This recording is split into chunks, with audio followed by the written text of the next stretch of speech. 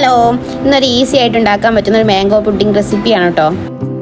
അപ്പോൾ അതിനായിട്ട് ആദ്യം അടി കട്ടിയുള്ള ഒരു പാത്രം എടുക്കുക, അതിലേക്ക് ഒരു പാക്കറ്റ് പാൽ ഒഴിക്കുക.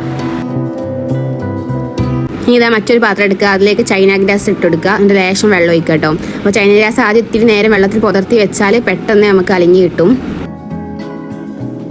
അപ്പോൾ സ്റ്റൗവിൽ നമ്മൾ ചൈന ഗ്യാസ് വെച്ചിട്ട് നിൽക്കാതെ ഇളക്കി കൊടുക്കണം കേട്ടോ, അല്ലെങ്കിൽ ഇത് അടി പിടിക്കാൻ സാധ്യതയുണ്ട്. അപ്പോൾ ഇതേ സമയം തന്നെ മറ്റേ സ്റ്റൗവിൽ പാലും തിളപ്പിക്കാൻ വെക്കുക. പാൽ ചെറിയ ഫ്ലെയിമിലിട്ട് ഇങ്ങനെ ഇളക്കി കൊടുക്കുക കേട്ടോ, അതായത് നല്ലോണം തിളച്ച് വരാതെ നോക്കുക പാല്. പിന്നെ മധുരത്തിന് ആവശ്യമായിട്ടുള്ള പഞ്ചസാര ചേർത്ത് കൊടുക്കുക.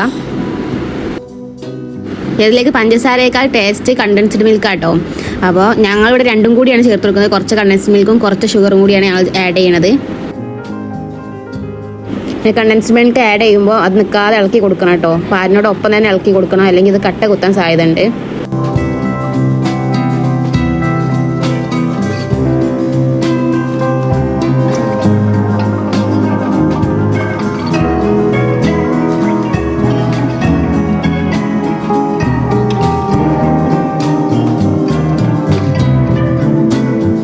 ചൈന ഗ്രാസ് നല്ല അലിഞ്ഞതിന് ശേഷം അത് പാലിലേക്ക് ചേർത്ത് കൊടുക്കുക.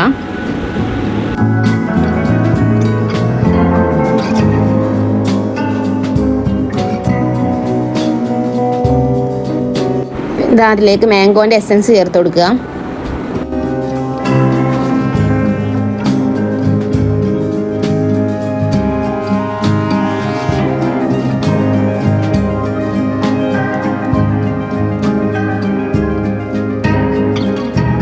എസൻസ് ഒഴിച്ച് നല്ലോണം ഇളക്കിയതിന് ശേഷം സ്റ്റൗ ഓഫ് ചെയ്യുക. എന്നിട്ടൊരു പുഡിംഗ് ട്രേയിലേക്ക് ഒഴിച്ച് കൊടുക്കുക കേട്ടോ.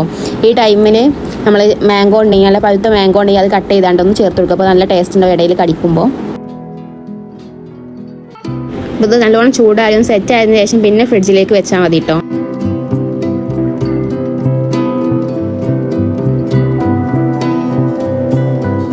പിന്നെ എന്താ കുറച്ചൊന്ന് സെറ്റ് ആയതിനു ശേഷം നമ്മളെ കയ്യിൽ എന്തെങ്കിലും നട്സുകളൊക്കെ ഉണ്ടെങ്കിൽ ആ നട്സ് ഒന്ന് ടോപ്പിലിട്ട് കൊടുക്കുക.